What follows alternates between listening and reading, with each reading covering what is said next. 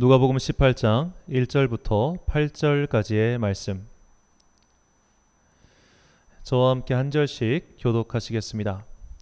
예수께서 그들에게 항상 기도하고 낙심하지 말아야 할 것을 비유로 말씀하여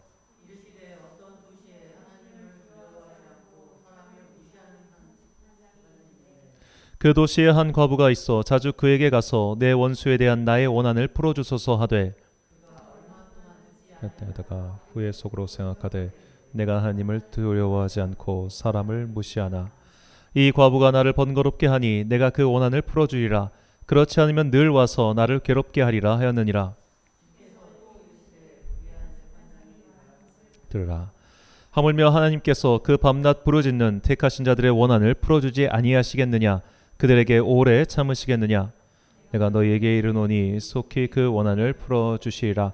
그러나 인자가 올 때에 세상에서 믿음을 보겠느냐 하시니라. 아멘. 그 믿음을 보이자란 제목으로 하나님의 말씀 선포하겠습니다. 최근에 이 세계적인 인기를 끌고 있는 오징어 게임이라고 하는 드라마에 대해서 제가 지난주 수요일 날 잠시 말씀을 드렸습니다. 이 드라마 안에는 굉장히 좀 기독교에 대한 그 폄하하는 그 내용이 참 많이 들어가 있고 부정적인 이미지를 그냥 고스란히 담고 있습니다. 이것이 전 세계에서 즐겨보고 있다는 점에서 좀 굉장히 개인적으로 우려하는 마음이 들었습니다. 근데 불행인지 다행인지 모르겠지만 이 오징어 게임 안에 등장하는 이 기독교에 대한 부정적인 인식에 대해서 어떤 포털 사이트에도 기사가 올라온 게 없습니다. 오징어 게임에 나타난 뭐 기독교에 대한 부정적 인식, 어떤 기독교에 대한 부정적 태도, 기사가 올라온 게 하나도 없어요. 그냥 기독교 신문인 국민일보만 이에 대해서 잠깐 언급할 뿐입니다. 왜 언급이 없을까? 이 세계적인 뭐 드라마고 엄청나게 요즘 초등생들도 막 그 게임을 하고 있다고 하는데 왜 없을까? 곰곰이 생각해 보니까 이제 사회에서는 개신교에 대한 부정적인 인식이 상식이 되어버렸기 때문은 아닐까라는 생각이 들었습니다. 이건 그냥 상수인 거예요. 자, 이거에 대한 어떻게 보면 증거가 올해 3월에 한국 갤럽 조사에서 한 성인 남녀 1,500명을 대상으로 한 설문조사 결과입니다. 자, 요즘 종교는 우리 사회에 얼마나 도움을 준다고 생각하십니까? 라는 대답에 비종교인의 82%가 도움이 안 된다라고 대답을 했습니다. 자, 그리고 개인 생활 속에서 종교가 중요한가? 라는 대답에 중요하지 않다라고 대답한 비종교인이 89%입니다. 자, 이 중에서 그나마 좋아하는 혹은 호감 가는 종교를 기불천 셋 중에 골라보세요라고 하니까 자, 불교 20%, 천주교 13%, 개신교 6%입니다. 자, 이게 처참하죠. 이 작금의 상황을 정리하면 이렇게 할 수 있을 것 같아요. 더 이상 사람들은 초월적인 세계, 종교적인 세계, 다음 생애에 대해서 관심이 없습니다. 굉장히 현세주의적 태도를 갖고 있죠. 오늘 이 시간 내가 무엇을 하는가? 오늘 이 시간 나에게 무엇이 중요한가? 오늘 나는 어떻게 살 것인가? 오늘에 관심이 있지 사실 내일에 관심이 없는 그 시대가 바로 오늘 우리가 살고 있는 시대라고 볼 수 있습니다. 이런 시대적 풍조도 어려운데 더군다나 우리에 대해서 부정적으로 생각하는 게 굉장히 심하죠.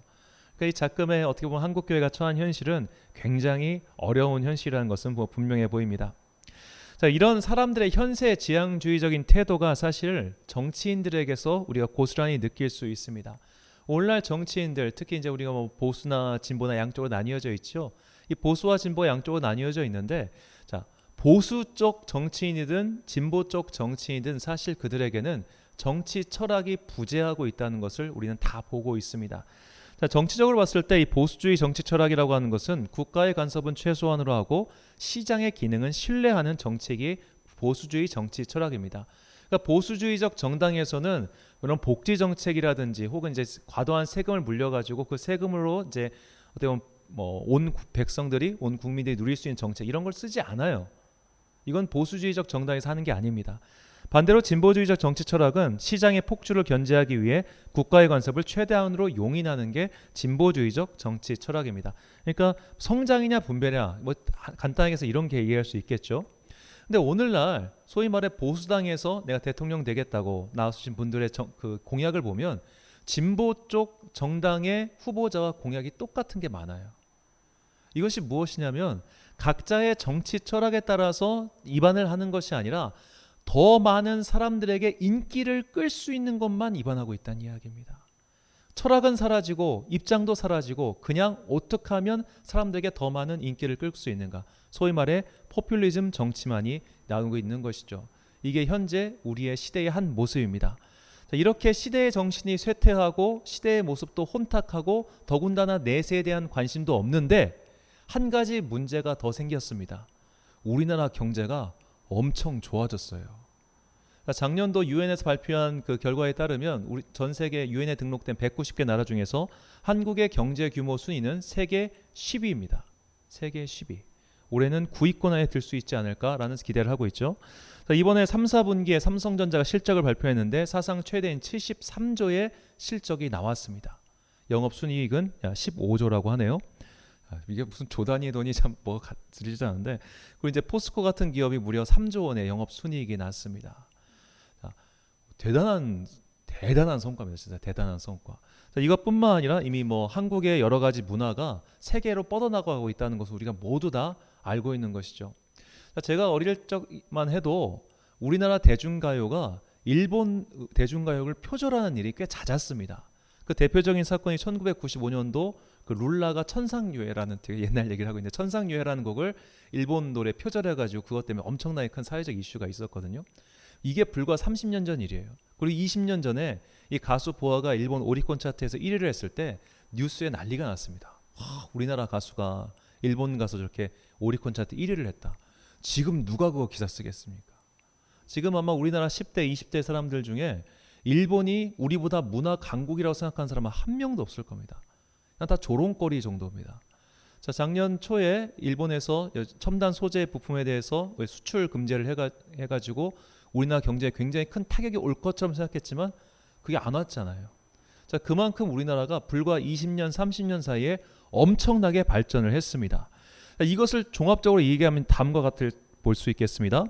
초월적 세계에 대한 관심은 급격히 줄었고 현세주의적 태도는 증가하였는데 경제는 활황입니다. 즉 우리가 부유하게 살고자 하는 욕망이 더욱더 가속화되는 시대에 살고 있다는 거예요. 지금 우리는 마치 폭주 기관차처럼 달려가고 있습니다. 모든 것이 좋아 보이고 모든 것이 괜찮아 보이니까 나도 뭐 괜찮겠지, 아무 문제 없겠지 하지만 이것은 사실 영적인 눈으로 봤을 때, 우리가 믿음의 세계의 관점에서 봤을 때 굉장히 위험한 상황이에요. 너도 나도 지금 아파트값 오르기만을 기다리고 있죠. 저도 그런 사람인지 모르겠습니다만 그렇게 하고 있고, 너도 나도 대출을 땡기고 있고 가계부채는 올라가면서, 근데 가계부채 오르는 걸 아무도 걱정하지 않아요. 왜냐하면 그만큼 아파트가 오를 거니까. 끝없이 오르는 건 있을 수 없다는 걸 모두가 다 인지하고 있고 언젠간 이 거품이 꺼질 거라는 것도 다 알고 있지만 그래도 멈추지 않고 달려가요. 자, 이것이 우리의 현재 모습이라는 겁니다. 자, 이것을 보면서 저는 17세기 네덜란드가 생각이 났습니다. 17세기 네덜란드는 유럽의 강국이었습니다. 그때나 지금이나 인구가 적은 것도 똑같고 영토도 똑같았는데 그때 네덜란드가 그 해상무역을 활달하게 해가지고 네덜란드 암스테르담 같은 경우는 유럽 최대의 항구였어요. 그런데 그 전성기가 불과 70년 만에 사라집니다. 이 사람들이 산업혁명 시기에 이 공장을 짓고 발전할 생각을 하지 않고 튤립에다가 투자를 해가지고 몽땅 망해버렸거든요. 한순간에 그 버블이 꺼져버린 거예요.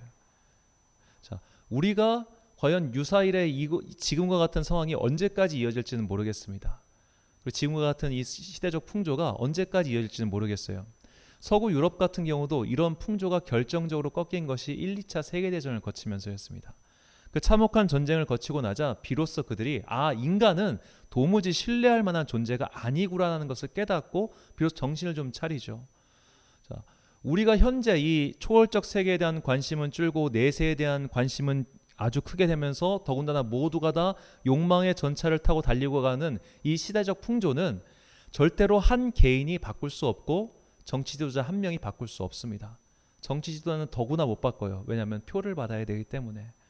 한마디로 우리가 살고 있는 이 시대는 믿음을 지키기가 굉장히 어려운 시대라는 겁니다. 부정적인 인식이 들었으니까 이제는 교회 가기도 상당히 거림직해졌죠. 실제로 작년에 그 코로나가 한창일 때 파주에 있는 한 그 유치원에서 이런 일이 있었습니다. 엄마들이 교회 다니는 아이들은 우리 유치원 못 다니게 해주세요라고 정식으로 항의를 했어요. 그리고 각종 직장에서 뭐 다들 아시겠지만 교회 가지 말라는 공문이 공식적으로 내려올 정도였습니다. 그러니까 사실 목사들 입장에서 굉장히 억울한 게 많죠. 물론 이제 교회가 이 구조상 코로나가 퍼지기 쉬운 구조인 건 맞습니다. 왜냐하면 교회가 대부분 이제 지하에 있거나 막혀 있는 구조이기 때문에 환기가 어렵잖아요. 그리고 말을 하고 찬양을 하다 보니까 이 비말이 튀는 경우가 많고, 그래서 실제로 비교해 보면 똑같은 공간, 폐쇄된 공간인데 그 극장에서 감염된 사례는 없어요. 극장은 말을 안 하니까. 그리고 환기를 계속 하니까. 근데 교회는 그게 어렵다 보니까 아무래도 교회에서 그런 게 좀 번졌던 건 분명한 사실이고 우리가 그건 인정을 해야겠죠. 하지만 그렇다 하더라도 정말 목사들 입장에서는, 그리고 교인들 입장에서는 이 과도한 그거를 또 부정할 수는 없을 것 같습니다. 실제로 이제 코로나 어떻게 보면 그 접촉자가 있었다는 이유만으로 어떤 교회는 한 달 동안 교회를 폐쇄해야 됐어요. 근데 요즘 이제 개인 사업장 하시는 분들 말씀 들어보니까 요새는 다녀가도 반나절 그 정도만 방역하고 뭐 조사하고 끝이라고 하더라고요. 자, 그만큼 어떻게 보면 역차별을 당하고 있는 것은 분명해 보이지만 이게 중요한 것은 기독교인들만 그렇게 생각할 뿐이지 사람들은 아무도 그렇게 생각하지 않는다는 거예요. 니들은 그래도 돼. 야, 지금 니들 통해서 얼마나 많은 사람들이 고통당하고 있는데 니들 좀 조용히 좀 했으면 좋겠어. 너희들 좀 이상한 사람들이야. 너희들은 되게 위선자야. 그러니까 지금 현재 한국 사회에서 개신교인들을 바라보는 시선은 두 가지 키워드죠. 위선과 광기입니다. 오늘날 노방전도하는 사람들을 누가 좋게 보겠습니까? 오늘날 가가호를 방문해서 그 전도지를 돌리는 사람들을 누가 좋게 보겠습니까? 제가 이제 부목사 할 때만 진짜 불과 한 2년 전이네요. 불과 2년 전만 해도 전도사를 하면서 아파트 전도를 다니면은 가가호를 다니면서 아파트에다가 전도지를 꽂고 다녔습니다. 물론 싫어하는 분들 많았죠. 하지만 욕을 하진 않았던 것 같아요. 싫어는 하지만 지금은 아마 그렇게 하면은 신고 들어갈지도 모르겠습니다. 그 정도로 사람들이 이렇게 어떻게 보면 부정적으로 생각하고 우리를 혐오하는 그런 시대에 살고 있죠. 자, 이런 시대를 보면서 저는 그 바울이 말했던 말세라는 단어가 생각이 났습니다. 디모데후서 3장 1절부터 5절까지 말씀입니다. 너는 이것을 알라. 말세에 고통하는 때가 이르러 사람들이 자기를 사랑하며 돈을 사랑하며 자랑하며 교만하며 비방하며 부모를 거역하며 감사하지 아니하며 거룩하지 아니하며 무정하며 원통함을 풀지 아니하며 모함하며 절제하지 못하며 사나우며 선한 것을 좋아하지 아니하며 배신하며 조급하며 자만하며 쾌락을 사랑하기를 하나님 사랑하는 것보다 더하며 경건의 모양은 있으나 경건의 능력은 부인하니 이 같은 자들에게서 내가 돌아서라. 아멘. 자, 이 사도가 전한 말세의 첫 번째 모습이 자기 사랑과 돈 사랑이었습니다. 자기 사랑과 돈 사랑. 오늘날 이제 말세라는 단어는 사실 정말 조심하게 신중하게 사용해야 되는 것은 분명합니다. 하지만 오늘날 우리가 살고 있는 이 현실적 모습이 말세의 모습과 굉장히 비슷하다는 것을 부인하지는 못하겠습니다. 자기를 사랑하는 사람들이 이제 얘기하죠. 우리 사랑을 차별하지 말아주세요. 내 사랑도 숭고해요. 내 사랑이 당신에게 피해 입힌 거 아니잖아요. 그러니까 내 사랑을 지킬 수 있도록 국가가 우리를 지켜주세요. 우리 건강한 가족이 될 거예요. 남자와 남자도 여자와 여자도 건강한 가족이 될 수 있어요. 여러분 차별하지 말아주세요. 이렇게 하면서 차별금지법, 건강가족기본법 등을 제정하는 것이 사실은 모두가 다 자기를 사랑하기 때문에 나오는 겁니다. 내가 나를 사랑하기 때문에, 내가 나 제일 소중하고 내 자유가 제일 중요하고 내 의견이 가장 소중해. 그것을 억압하고 차별하고 심지어 정죄하는 너희들이 나쁜 사람들이야 라고 이야기를 하는 것이죠. 내가 남에게 피해를 주지 않는 한 나의 자유는 보장받아야 된다. 이거를 이제 뭐 프랑스식으로 얘기하면 나에게는 나를 파괴할 권리가 있다. 이 마약하는 사람들이 하는 얘기거든요. 나에겐 나를 파괴할 권리가 있다. 자, 그것과 똑같은 일이 벌어지고 있는 것이죠. 뭐 돈 사랑에 대해서는 참 뭐 두말할 나위가 없습니다. 자, 모두가 돈을 사랑하다 보니까 굉장히 재미있는 사회 현상이 있어요. 자, 지금 현재 어느 당에서 가장 높은 대선 지지율을 받고 있는 한 후보가 있습니다. 자, 이 후보에게는 참 오랫동안 여러 가지 스캔들이 따라다녔습니다. 욕설 스캔들도 있었고 어떻게 보면 뭐 성 스캔들도 있었습니다. 그런 여러 가지 스캔들에도 불구하고 그의 지지율은 한 번도 떨어진 적이 없었습니다. 근데 최근에 그의 지지율이 조금씩 흔들리고 있어요. 왜냐하면 돈 문제가 터졌거든요. 큰 돈 문제가 터지자 혹시 너도 거기 연루된 거 아니야? 라는 의구심 때문에 조금씩 떨어지고 있습니다. 그 어떤 걸 던져도 떨어지지 않던 지지율이 돈 때문에 떨어졌어요. 이게 뭐냐? 모두가 돈을 사랑해요. 모두가 돈을 사랑하기 때문에 왜 너만 그걸 가져야 돼? 나도 그걸 갖고 싶어. 나도 퇴직금 50억을 받고 싶어. 이게 사람들의 마음인 거죠. 그런 식으로 모두가 돈을 사랑하는 세상 속에서 돈 사랑하지 않고 자기 사랑하지 않고 살기란 참으로 어렵습니다. 사도 바울은 여기서 우리가 돌아서라라고 얘기하죠. 이 돌아서다라고 번역한 헬라어 아포트레포는 무엇무엇에서 돌아서다라는 말과 함께 무엇무엇에서 피하다라는 뜻이 있습니다. 너희는 이런 세상 풍조에서 피해서 살아라라고 이야기하는 것이죠. 어떻게 해야 됩니까? 산으로 들어가야 됩니까? 수도원으로 들어가야 됩니까? 우리가 산중호걸이 될 수 없고 수도원의 사제도 될 수 없는데 어떻게 해서 이 세계에서 피해서, 즉 이런 풍조, 이런 분위기, 이런 문화에 물들지 않고 살 수 있을까요? 주님께서는 누가복음 21장 36절에서 이에 대해서 다음과 같이 말씀하셨습니다. 이러므로 너희는 장차 올 이 모든 일을 능히 피하고 인자 앞에 서도록 항상 기도하며 깨어있으라 하시니라. 아멘. 자, 항상 기도하고 깨어있는 것, 이것이 초월적 가치를 잃어버리고 현세에 매달려 살아가는 이 세상을 피하여 사는 방법입니다. 자, 우리는 하나님 나라의 백성입니다. 동시에 그러나 이 세상 나라에 속한 세상의 사람들이에요.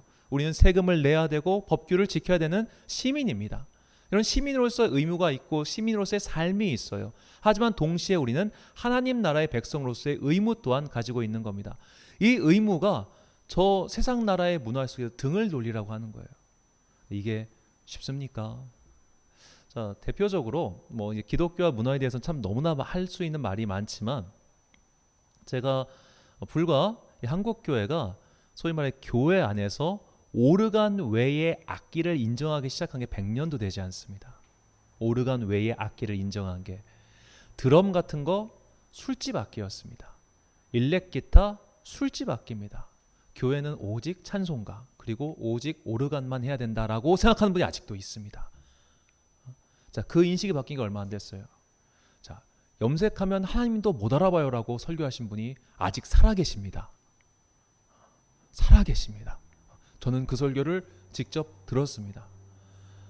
이제 작년쯤 은퇴하셨나요? 그 굉장히 유명한 목사님이 있었는데 제가 초등학교 때 그분 집회를 갔는데 그분은 매니큐어를 한 성도들을 앞에 불러냈어요.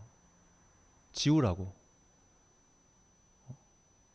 그러니까 그게 30년 전 이야기예요. 그 정도로 시대가 바뀌었어요. 지금 우리가 사는 시대에서 이렇게 했다간 진짜 아마 그분들도 그렇게 설교 안 하실 거예요. 이제는 그 정도로 우리는 바뀐 시대 속에 살고 있고 그 말은 우리는 시대의 영향을 받을 수밖에 없다는 겁니다. 일전에도 말씀드렸지만 이 소위 말해 차별금지법에 대해서 기독교인들도 부정적으로 생각하지 않아요. 사실은 거의 절반에 가까운 기독교인들이 이 차별금지법, 동성애에 대해서 그것도 사랑인데 그것도 인정해줘야지. 그것도 우리가 사랑해줘야지. 이렇게 생각하는 사람들이 절반이 넘습니까? 이런 식으로 우리는 사회의 문화 속에 조금씩 잠식되어 가고 있죠.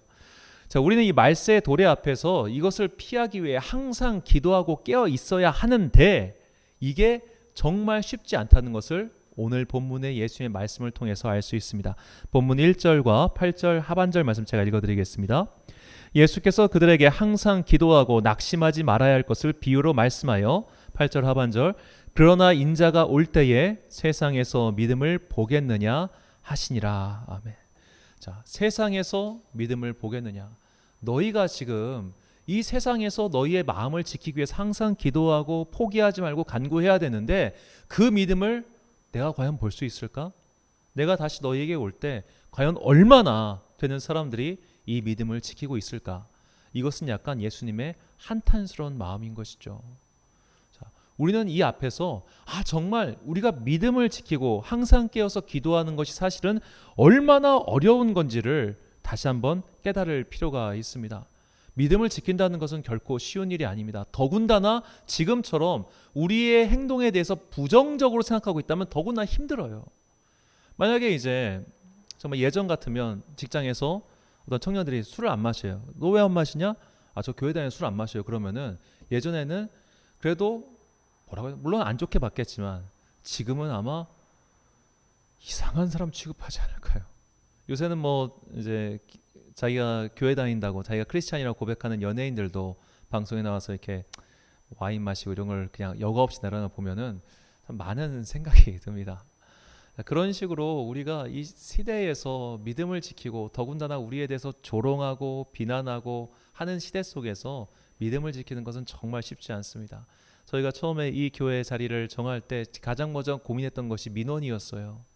우리가 예배 드릴 때 밑에서 누가 항의하면 어떡하나, 우리가 소리내어 찬양할 때 누가 와가지고 막 조용히 좀 해! 라고 하면 소리 지르면 어떡하나, 그걸 굉장히 고민했는데 감사하게도 밑에 식당이 더 시끄러워가지고 저희가 어떤 소리를 내도 별 이상이 없는데, 자, 이런 어떤 이 시대 상황 속에서 우리가 어떻게 하면 믿음을 지킬 수 있는가, 우리가 어떻게 하면 이 믿음을 굳건히 가지고 주님 앞에 나아갈 수 있을까, 이 질문에 대해 답을 주는 찬양이 있습니다.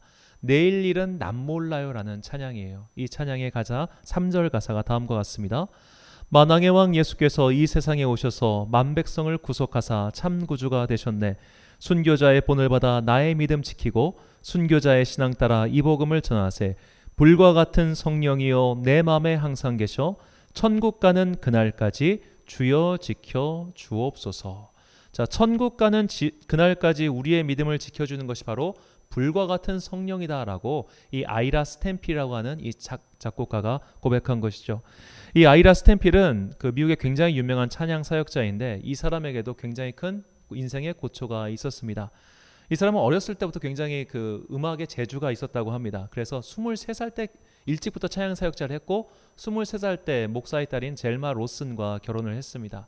그래서 9년 동안 살았는데, 그 당시 미국의 찬양 사역자는 한 교회에 묶여있는 사역자가 아니고 동네를 돌아다녔어요. 어느 지역에 집회 있으면 그 지역 가서 있고 그 지역 가서 있고 하다 보니까 이걸 순회 찬양 사역자라고 하는데, 이 사람들이 한 달, 뭐 2달 이렇게 집을 비운 일이 굉장히 잦았습니다.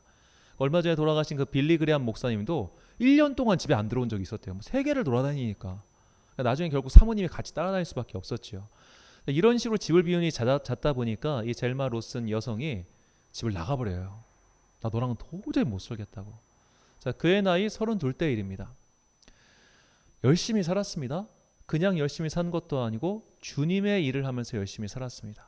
이렇게 내가 주님의 일을 열심히 했으니 주님께서 나를 지켜주시겠지, 그런 마음이 아이라 스탬필에게도 분명히 있었겠죠. 그런데 이혼해버렸어요. 그의 사역이 이제 다 끝나버렸습니다. 난 이제 어떻게 살아야 되나, 난 이제 끝났구나, 그게 절망하고 있었는데, 그냥 아들이 한 명 있어가지고 그 아들 보면서 그냥 이를 악물고 버틴 거예요. 그러니까 이혼하고 그 다음에 쓴 찬양 가사가 내일 일은 남 몰라요입니다. 정말 내일 일은 우리가 알 수가 없구나. 나의 내일을 책임져 주시고 나를 지켜주실 분은 오직 하나님뿐이구나. 하나님이 없으면 나는 내 믿음조차도 지킬 수 없구나. 이 고백을 우리에게 전하고 있는 것이죠. 이 찬양의 고백이 우리의 고백이 되어야 합니다. 믿음을 지키는 방법은 교회의 전략이 아닙니다. 믿음을 지키는 방법은 교회 학교 프로그램을 제대로 세우는 것도 아니고, 믿음을 지키는 방법은 교회 예배가 최신식이 되어야 되는 것도 아닙니다. 믿음을 지키는 유일한 방법은 성령 하나님의 도우심과 은총입니다. 내가 내 의지와 계획으로 믿음 못 지킵니다. 절대로 못 지킵니다. 우리는 그냥 살면은 그냥 따라가게 되어 있어요. 다들 그렇게 누가 어디 보내니까 저기 가고, 누가 어디 보내니까 저기 가고. 인간에게는 기본적으로 군중심리라는 것이 있기 때문에 모두가 글로 쭉 가고 있으면 나도 가야 되지 않을까라는 불안감이 있습니다. 그러니까 너도 나도 대출받아 집 사는 거 아니겠습니까? 그런 불안감이, 심리가, 따라가는 마음이 우리에게 분명히 있는 것이죠. 이렇게 살면 나만 벼락거지 되겠다는 마음. 그런 인간의 마음 속에서 믿음을 대세가 아닐 때, 더군다나 대세가 아닐 때 믿음을 지키는 것은 굉장히 어렵죠. 우리는 이 시대는 정말 믿음 지키기 힘든 시대입니다. 이 힘든 시대에 믿음을 지키는 방법, 그것이 바로 성령 하나님의 도우심이죠. 사도 바울은 말세의 믿음을 지키는 자들에게 이렇게 권고합니다. 데살로니가 후서 3장 2절과 3절 말씀입니다. 또한 우리를 부당하고 악한 사람들에게서 건지시옵소서 하라. 믿음은 모든 사람의 것이 아니니라. 주는 믿보사 너희를 굳건하게 하시고 악한 자에게서 지키시라. 아멘. 자, 바울은 누구나 알다시피 역사상 최고의 전도자죠. 그가 이야기합니다. 믿음은 모든 사람의 것이 아니다. 즉 우리는 항상 믿지 않는 사람들에게 둘러싸여 있을 수밖에 없다는 얘기예요. 그리고 믿지 않는 사람들은 예수님 말씀처럼 기본적으로 우리를 싫어하는데, 더군다나 사회적 이미지까지 안 좋으니까 아예 잘 됐다. 너희들 이 기회에 한번 죽어라. 라는 식으로 더욱더 공격이 심해지는 것이죠. 이런 공격 속에서 우리를 굳건하게 하시고 우리를 지키시는 분이 바로 성령 하나님이라는 것이죠. 자, 우리가 이것을 깨달은 뒤에 오늘 본문에서 예수님의 질문을 새겨야 합니다. 그 믿음을 보겠느냐라는 질문에 우리는 이렇게 대답해야죠. 네, 우리가 그 믿음을 주님께 보여드리겠습니다. 그런데 내가 내 의지로 힘으로 못 보여드리니까 주님 나를 좀 도와주세요. 나를 좀 지켜주세요. 주님께서 나를 지켜주실 때, 주님께서 우리와 함께 하실 때 우리는 마침내 주님을 배움는 그날까지 믿음을 지키게 될 것이며, 그때 우리는 주님께 승리의 면류관을 받게 될 것입니다. 디모데후서 1장 12절부터 14절까지 말씀 우리가 잠목소리로 읽겠습니다. 시작. 이로 말미암아 내가 또 이 고난을 받되 부끄러워하지 아니함은 내가 믿는 자를 내가 알고 또한 내가 의탁한 것을 그날까지 그가 능히 지키실 줄을 확신함이라. 너는 그리스도 예수 안에 있는 믿음과 사랑으로서 내게 들은 바 바른 말을 본받아 지키고 우리 안에 거하시는 성령으로 말미암아 내게 부탁한 아름다운 것을 지키라. 아멘. 사랑하는 천안 광성교회 성도 여러분, 그리고 이 예배를 함께 드리시는 귀한 주님의 자녀 여러분, 믿음을 지키기 어려운 시대입니다. 적어도 지금까지 우리가 했던 평범한 방식으로는 믿음을 지킬 수 없는 시대인 것은 분명해 보입니다. 현세를 사랑하고 내세에는 관심이 없는 시대입니다. 돈을 사랑하고 욕망을 긍정하는 시대입니다. 자, 이렇다면 우리가 해야 할 일은 너무나 명확하지요. 이런 시대가 바뀌는 것을 기다리지 말고 이런 시대 속에서 우리의 믿음을 지킬 수 있도록 항상 성령님의 도움과 은총을 구해야 합니다. 선하시고 미쁘신 주님께서는 믿지 않는 자들의 소나기에서 우리를 건지시고 우리가 그것들로부터 등을 돌리고 살 수 있도록 우리를 지켜주실 겁니다. 그러니 포기하지 말고 기도하십시오. 포기하지 말고 기도해야 할 것을 가르쳐 주신 주님의 말씀을 기억하고 계속 믿음을 지키게 해달라고 간구하십시오. 성령님께서 우리의 믿음을 지켜주시고 이 세상 속에서 우리를 건져주실 겁니다. 포기하지 않고 기도하여 마침내 주님을 배우는 그날까지 주님, 내가 이 믿음을 지켰습니다라고 주님께 당당히 고백할 수 있는 여러분과 제가 되시길 간절히 축원합니다. 기도하겠습니다. 사랑과 은혜가 풍성하신 아버지 하나님, 믿음을 지키기 어려운 시대입니다. 사람들은 우리의 믿음을 비웃고 조롱합니다. 주님께서 십자가 위에서 온갖 조롱과 모욕을 받으셨는데 우리는 그런 말을 듣지 않았는데도 고작 그들의 시선과 몸짓만으로도 이렇게 가슴이 서늘해지고 의욕이 꺾이고 있습니다. 참으로 미약한 우리를 불쌍히 여기사 이 믿음을 끝까지 지킬 수 있도록 성령님의 은혜를 내려 주옵소서. 설령 어떠한 조롱과 모욕, 방해가 온다 할지라도 주님께서 다시 오실 때까지 우리가 주님을 뵈러 가는 그날까지 이 믿음이 변하지 않도록 성령님의 은혜를 날마다 내려 주옵소서. 우리도 포기하지 않고 끝까지 기도하겠습니다. 이 기도의 의지조차도 주님께서 주시지 않으면 불가능하다는 것을 깨달았습니다. 우리가 이 말세적 풍조를 보이는 세상에서 등을 돌리고 살 수 있도록 끝까지 우리를 지켜 주옵소서. 이 믿음 가지고 살기를 간절히 원하오며 예수님의 이름으로 기도드립니다. 아멘. 찬송가 620장입니다.